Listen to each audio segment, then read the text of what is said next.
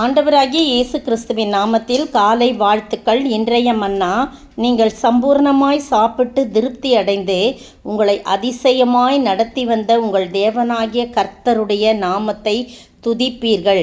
என் ஜனங்கள் ஒருபோதும் வெட்கப்பட்டு போவதில்லை. யோவேல் 2:26. இந்த யோவேல் தீர்க்கதரிசியை குறித்து நம்ம பார்க்கலாம்.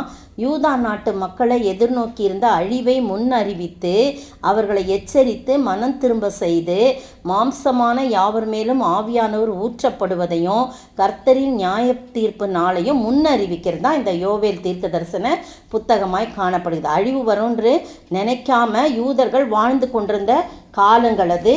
ஒவ்வொரு அதிகாரமும் ஒவ்வொரு காரியத்தை சொல்லுது. முதல் அதிகாரமும் 2ஆம் அதிகாரத்தில் பாதியும் தேவன் அனுமதிக்கிற அழிவு. அப்புறம் 2ஆம் அதிகாரத்தில் பாதியிலேருந்து பார்த்திங்கன்னா யூதர்கள் மனம் திரும்பி உபவாசித்து ஜெபிக்கதை பார்க்குறோம். ஆகையால் இப்பொழுது நீங்கள் உபவாசத்தோடும் அழுகையோடும் புலம்பலோடும் உங்கள் முழு இருதயத்தோடும் என்னிடத்தில் திரும்புங்கள் என்று கர்த்தர் சொல்லுகிறார். உங்கள் வஸ்திரங்களை எல்லாம் உங்கள் இருதயங்களை கிழித்து கர்த்தரிடத்தில் திரும்புங்கள் அப்படின்னு சொல்லி அவர் இரக்கமும் உருக்கமும் நீடிய சாந்தம் மிகுந்த கிருபையும் உள்ள தேவன். அவர் தீங்குக்கு மனஸ்தாபப்படுகிறன்னு சொல்லி எச்சரிக்கிறத பார்க்குறோம். அப்புறம் 2ஆம் அதிகாரம் மீதி பாதியில் கர்த்தர் யூதர்களை மீண்டும் ஆசீர்வத்தல், அந்த பகுதி தான் இப்போ நம்ம வாசிக்க கேட்ட வசனம். பார்த்தீங்களா, நீங்கள் 18ஆம் வசனத்துலேருந்து 27ஆம் வசனம் பார்த்தீங்கன்னா அது வரைக்கும் அவர் நிறைய ஆசீர்வாதத்தை கொடுக்குறாரு. கர்த்தர் தமது தேசத்துக்காக வைராக்கியம் கொண்டு தம் ஜனத்தை கடாட்சிக்கிறாராம். கிருபை பாராட்டி அவர்களை பாதுகாக்கிறார், இரக்கம் பாராட்டுகிறார். அப்போது அது மட்டும் இல்லை, அவர் நிறைய தேசமே பயப்படாதே மகிழ்ந்து களிக்கூறு, கர்த்தர் பெரிய காரியங்களை செய்வார்னு யோவேல் தீர்க்கதரிசியை கொண்டு உரைக்கிறார். அப்புறம் மிருகங்களை கூட பயப்படாதீங்கள், வனாந்தரத்தில் மேய்ச்சல் உண்டாகும், விருட்சங்கள் காய்களை காய்க்கும், அத்திமரம் திராட்சை செடியும் பலனை தரும் அப்படின்னு சொல்கிறாங்க. நீங்கள் கர்த்தராகிய தேவனுக்குள் மகிழ்ந்து களி கூறுங்கள். அவர் தக்கபடி உங்களுக்கு முன்மாரியை கொடுத்து உங்களுக்கு முன்மாரியும் பின்மாரியும் ஏற்கனவே வர்ஷிக்க பண்ணுவார். களங்கள் தானியத்தால் நிரம்பும், ஆலைகள் திராட்சரசமும் எண்ணெயும் வழிந்தோடும். நான் உங்களிடத்தில் அனுப்பிய என் பெரிய சேனையாகிய வெட்டிக்கிளிகளும் பச்சை கிளிகளும் முசுக்கட்டை பூச்சிகளும் பச்சை புழுக்களும் பட்சித்த வருஷங்களின் விளைவை உங்களுக்கு திரும்ப அளிப்பேன்னு சொல்லிட்டு தான் என்ன சொல்கிறேன், அந்த விளைவின் பலனை நீங்கள் சம்பூர்ணமாய் சாப்பிட்டு திருப்தியாங்க. உங்களை அதிசயமாய் வழி நடத்தி வந்த உங்கள் தேவனாகிய கர்த்தருடைய நாமத்தை நீங்கள் துதிப்பீர்கள். என் ஜனங்கள் ஒருபோதும் வெட்கப்பட்டு போதில்லை. எப்போ வெட்கப்பட்டு போல? உபாசத்தோடும் கண்ணீரோடும் அவரிடத்துல மனம் திரும்பி அவரிடத்துல நம்ம திரும்பும்போது கர்த்தர் இப்படிப்பட்ட ஒரு ஆசீர்வாதத்தை கொடுப்பார்.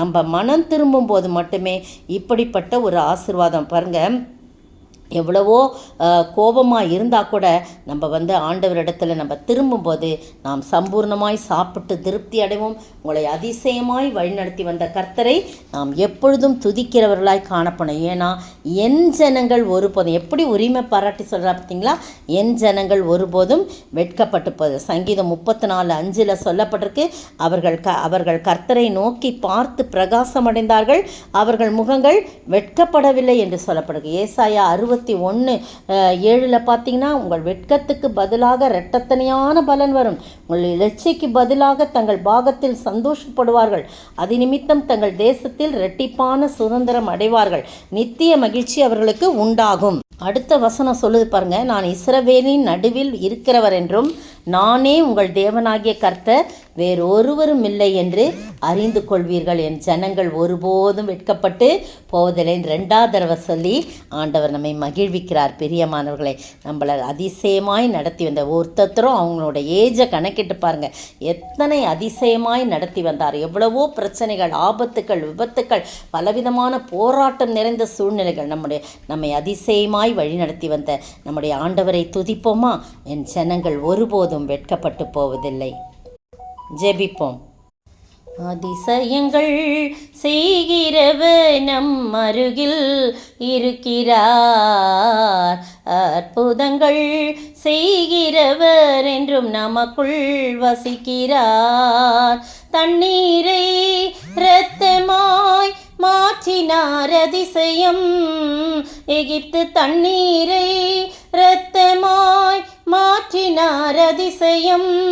வெறும் தண்ணீரை திராட்சை ரசமாய் மாற்றினார் அதிசயம். வெறும் தண்ணீரை திராட்சை ரசமாய் மாற்றினார் அதிசயம். அதிசயங்கள் செய்கிறவர் நம் அருகில் இருக்கிறார். அற்புதங்கள் செய்கிறவர் என்றும் நமக்குள் வசிக்கிறார்.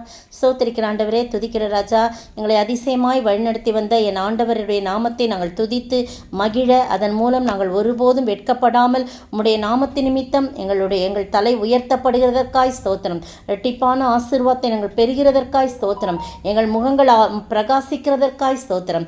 இயேசு கிறிஸ்துவின் விலையேற பெற்ற நாமத்தில் இப்படிப்பட்ட ஆசீர்வாதத்தை பெற்றுக்கொள்ள நாங்களும் கூட மனம் திரும்பி உம்முடைய பக்கமாய் வாழ நீர் உதவி செய்ய வேண்டும் என்று கர்த்தரும் மீட்பரும் ராஜாவாகிய இயேசு கிறிஸ்துவின் விலையேறப்பட்ட நாமத்தில் ஜெபிக்கிறேன் பிதாவே, ஆமீன். நேற்றைய பதில்: ஜெப ஆலய தலைவனாகிய கிறிஸ்பு என்பவன் தன் வீட்டார் அனைவரோடும் கர்த்தரிடத்தில் விசுவாசம் உள்ளவனானான். அப்போஸ்தலர் 18:8. இன்றைய கேள்வி: பவுலுடன் கூட சீரியா தேசத்துக்கு போனவர்கள் யார்? பவுலுடன் கூட சீரியா தேசத்துக்கு போனவர்கள் யார்?